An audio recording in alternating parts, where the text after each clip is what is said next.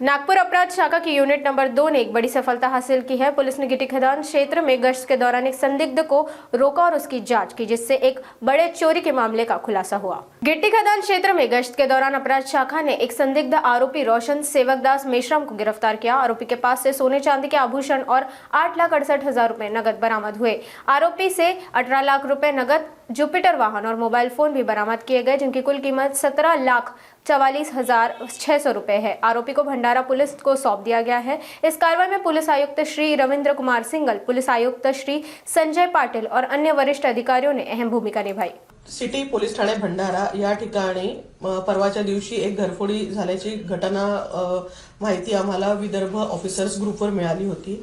त्या माहितीचे CCTV footage पाहिले असता सदरचा आरोपी हा रेकॉर्डवरचा असल्याचे लक्षात आल्याबरोबर सदरील घटना ही 24 तासाच्या आत आमच्या क्राईम ब्रांच युनिट 2च्या पथकाने आरोपीला ताब्यात घेऊन उघडकीस आणलेली आहे।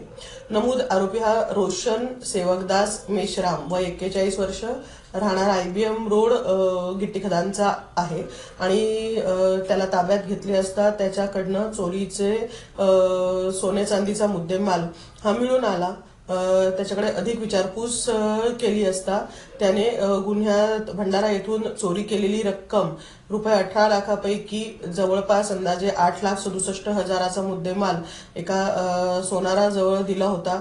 तर त्या सोनाराला पण संशयावरनं ताब्यात घेण्यात आलेले आहे। त्याच्याजवळनं 8,67,000 रुपये रोख रक्कम जप्त करण्यात आलेली आहे आणि भंडारा पोलिसांच्या ताब्यात दोनही इसम रोशन सेवकदास मेश्राम आणि सोनार यांना पुढील तपास करता ताब्यात देण्यात येऊन मुद्देमाल सुद्धा भंडारा पोलिसांच्या ताब्यात दिलेला आहे।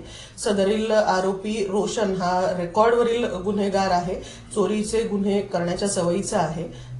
नमूद तपास उघडकीस आणताना आम्ही एकूण 17,44,600 रुपयाचा मुद्देमाल हा भंडारा पोलिसांच्या ताब्यात दिलेला आहे।